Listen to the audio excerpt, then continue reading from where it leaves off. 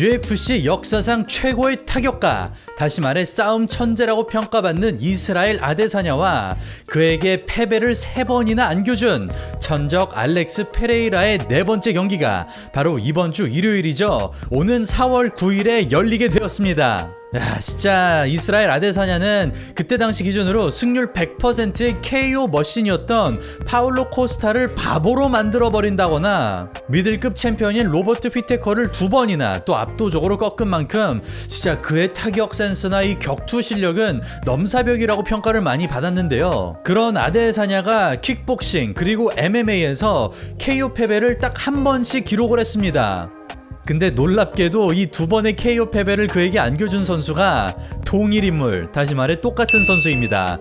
아데사냐의 천적이라고 평가받는 파이터 알렉스 페레이라 선수인데요. 자, 그럼 지금부터 두 선수의 관계, 스토리, 그리고 이 두 선수의 4번째 경기에선 과연 승자가 누가 될지 또 비교 분석 그리고 예측하는 시간을 가져보도록 하겠습니다. 자, 시청자 여러분 안녕하십니까? 저는 격투기 유튜버 여러분들의 귀염돌이 차도르입니다. 이렇게 소식성 영상도 계속해서 올리고 있으니 이런 꿀잼 컨텐츠 놓치지 않기 위해 아직 하지 않으셨다면 구독하기 꼭 눌러주시길 바라겠습니다. 참고로 이번 UFC 287대회는 말씀드린 대로 오는 4월 9일에 중계를 하는데요. 오전 9시부터 티빙을 통해서 언더카드가 생중계되며 그리고 2시간 뒤인 오전 11시부터는 티빙뿐만 아니라 TVN에서도 동시 생중계가 됩니다. 잘못 들으신 거 아닙니다. TVN에서도 생중계를 하기 때문에 이번 대회 메인카드는 공짜로 무료로 시청이 가능하십니다. 아, 진짜 우리 회사 최고네요. CJ ENM 대박입니다. 그리고 이날 UFC 287대회는 말씀드린 아데사냐와 페레이라의 4차전 이외에도 길거리 싸움 출신의 파이터 호르의 마스비달과 또 작년에 UFC와 계약을 한 그때 당시로 고등학교 3학년이었죠.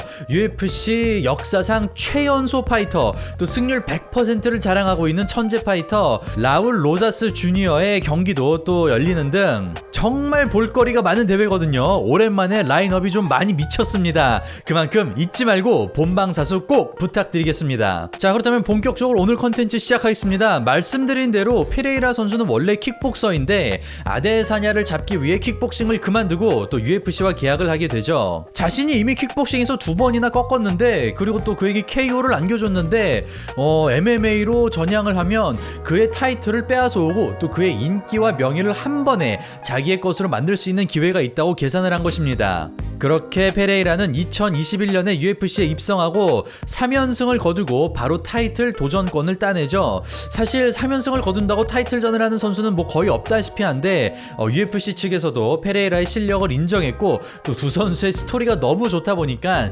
솔직히 말씀드리면 좀 쾌속 승진을 하긴 했습니다. 그렇게 작년 2022년 11월에 아데사냐와 페레이라의 3번째 경기 그리고 MMA에서는 첫 번째 경기가 열리게 되는데요.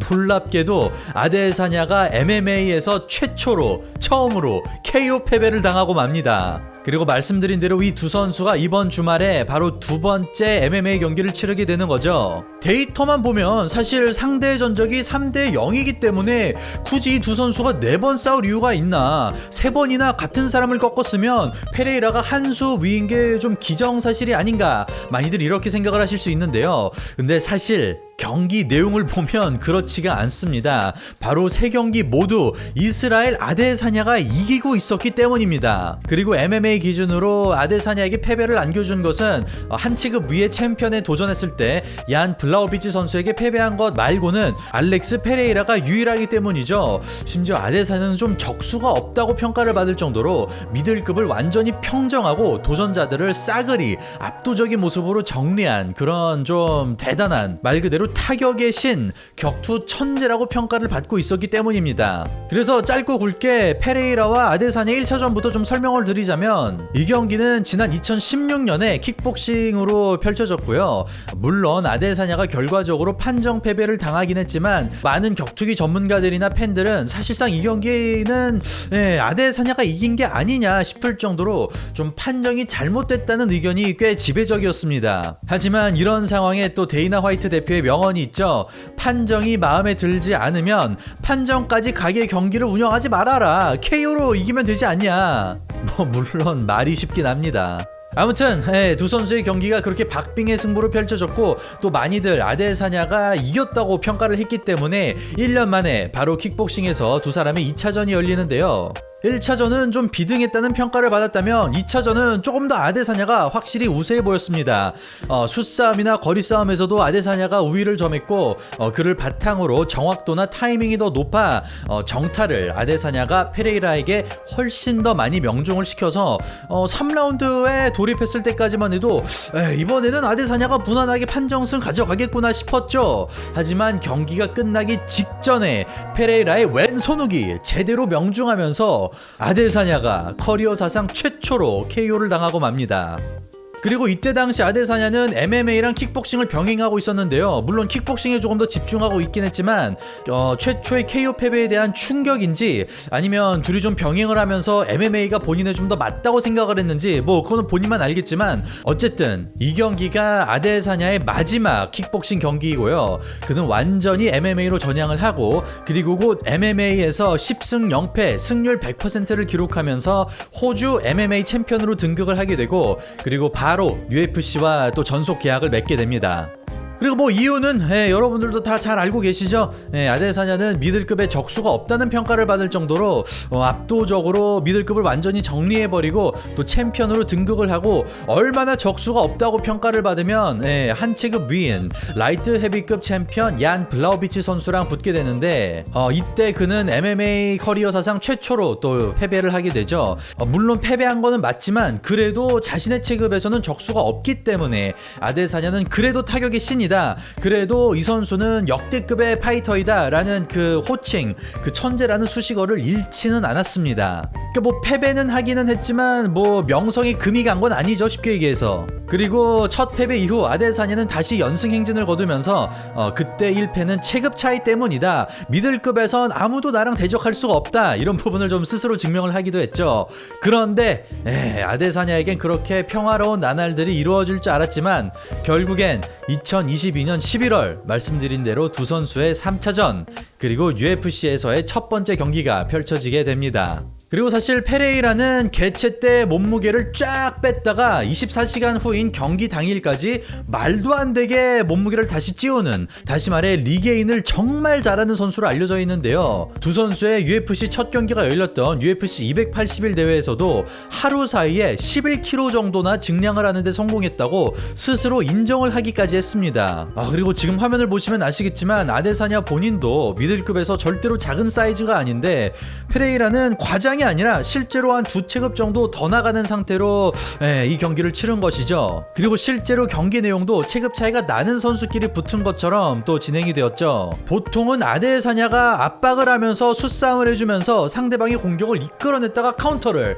확 이렇게 날려버리는 좀 낚시형 경기 운영을 하는데 오히려 페레이라가 좀 그런 모습을 보여줬고, 사실 아데사냐에게 이렇게 압박을 잘하는 선수가 있었나 싶을 정도로 그가 왜 천적이라고 평가받는지 이번 경기를 통해 제대로 보여주긴 했습니다만, 사실상 경기를 보신 분들은 아시겠지만 페레이라가 잘한 부분도 상당히 많았지만 전체적으로 봤을 때는 아데사냐가 조금 더 데미지를 많이 가했고 좀 리드한다는 평가가 지배적이었습니다. 그래서 실제로 경기가 5라운드까지 갔을 때 많은 사람들이 무난하게 아데사냐가 판정 승리를 거두겠다 싶었는데 역시 격투기는 끝날 때까지 끝난 게 아니네요. 두 선수의 2차전 때처럼 마지막 라운드에서 페레이라가 느닷없는 왼손훅을 그대로 꽂아주면서 모두의 예상을 뒤집고 아데사냐에게 첫 MMA KO 패배를 또 이렇게 안겨주게 되었습니다. 진짜 이게 좀 소름 돋는 게 경기 내용이 비슷한 거죠. 아데사냐가 다 잡은 물고기를 또 이렇게 놓친 겁니다. 똑같이 마지막 라운드에서 똑같은 레프트 훅으로 유일하게 당한 두 번의 KO가 이렇게 똑같은 그림으로 그려진다니 좀 멘탈이 흔들릴 법도 합니다. 아데사냐, 물론 그 UFC 280일 대회에서 나중에 밝혀지긴 했지만 아데사냐가 또 부상을 입기도 했고, 또 제가 방송에서 매번 언급을 하지만 MMA는 변수가 워낙 많다 보니 끝날 때까지 끝난 건 아니긴 합니다만, 어쨌든 아데사냐가 좀 더 유리한 경기를 펼치고 있었는데 마지막에 역전을 당했다는 평가가 좀 지배적이긴 합니다. 그리고 대충 반년이 흘렸고 이제 드디어 이번 주말에 두 선수의 네 번째 경기가 열리게 되었습니다. 과연 상대 전적 3대 0인 상황에서 아데사냐가 드디어 악몽에서 깰 수 있을지, 아니면 페레이라가 또 한 번 천적의 기질을 발휘해서 아데사냐를 꺾어버릴지 너무나도 기대가 되는데요. 자, 그렇다면 배경 설명은 여기까지 하고 지금부터 본격적으로 승자 예측을 한번 해보도록 하겠습니다. 참고로 우리나라에선 UFC 스포츠 베팅이 불가능하지만 미국처럼 합법적인 나라에선 굉장히 많은 전문가들 또 스포츠 분석가들이 머리를 싸매고 누가 이길지 계산을 하고 또 실제로 베팅을 하거든요. 뭐 도박이지 뭐 이렇게 가볍게 생각을 하는 경향이 있지만 사실 이 배당이라는 게 정말 디테일하고 신중하게 계산이 된 것입니다. 근데 또 이번에 데이터를 보니까 놀랍게도 페레이라가 언더독입니다. 다시 말해 상대 전적은 3대 0이지만 전문가들은, 그리고 도박사들은 페레이라가 이번 경기에선 패배할 것이라고 예상을 하고 있다는 것인데요. 말씀드린 대로 지난 경기에서 아데사냐가 전체적으로 리드를 하고 있었기 때문에 아데사냐가 같은 실수를 하지 않고 이번엔 조금 더 신중하게 경기를 운영하면서 그런 역전의 기회를 주지 않을 것, 다시 말해 조금 더 타이트한 경기 운영을 하지 않을까 많이들 예상을 하고 있는 것으로 보입니다. 이게 진짜 이상한 게 뭐 데이터적으로 보나 통계적으로 봤을 때 아데사냐가 지는 게 사실 말이 안 되긴 합니다. 그 시청자분들의 댓글이나 반응을 보면 아데사냐가 이번 경기에서는 좀 그래플링을 더 적극적으로 활용해서, 아무래도 페레이라가 극단적인 킥복서이다 보니 좀 레슬링을 섞어서 MMA적으로 압도하지 않을까 싶어 하시는 분들도 계신데요. 말씀드린 대로 페레이라가 경기 당일에는 훨씬 더 무겁고 또 아데사냐 본인도 레슬링을 또 전문적으로 어마어마하게 잘하는 선수가 아니지 않습니까? 그렇기 때문에 무리해서 태클을 시도하다가 실패를 해버리면 체력 소모가 어마어마합니다. 그래서 이렇게 판정으로 갈 가능성이 높은 장기전의 가능성이 높은 경기에선 1%라도 체력을 비축하고 경기를 길게 보는 게 중요하거든요. 괜히 무리수를 걸었다가 본인의 체력만 깎아먹는 행동은 하지 않을 것 같습니다. 그래서 이번 경기도 1, 2, 3차전과 마찬가지로 경기의 대부분이 킥복싱으로 흘러갈 것으로 예상을 또 해보겠습니다. 다시 한번 강조하지만 이번 경기도 그러고 지난 경기도 그러고 서류상으로 그리고 이론적으로는 아데사냐가 지는 게 너무나도 이해가 안 되는, 너무나도 이상한 상황이긴 합니다만 페레이라가 매번 그 이상한 상황을 만들어내기 때문에 아데사냐가 이길 확률은 더 높지만 절대로 페레이라가 이기는 그림을 배제할 수는 없다, 이렇게 애매하게 마무리를 할 수밖에 없네요. 저도 그래서 예상이 특히나 어려운 경기인 것 같고, 그래서 격투기가 재미있는 것 같습니다. 자, 그리고 말씀드린 대로 마스비달이나 라울 로자스 주니어 같은 또 대중에게 친숙한 스타파이터들이 이번 대회에 대거 출동하는 만큼 꼭 본방 사수하는 거 잊지 말아주시고요. 언더카드는 오는 4월 9일 일요일 오전 9시부터 티빙에서 생방송으로 중계가 되며, 또 오전 11시부터는 메인카드가 티빙 그리고 TVN 채널에서 동시에 송출되는 만큼 TVN 채널은 말 그대로 채널만 돌리면 나오지 않습니까? 그래서 무료로 시청하실 수 있다는 점 잊지 말아주시고, 저의 방송은 오늘 여기서 마무리하도록 하겠습니다. 그럼 저는 다음에 또 재미있는 격투기 방송으로 인사드리겠습니다. 이상 차도르였습니다. 감사합니다.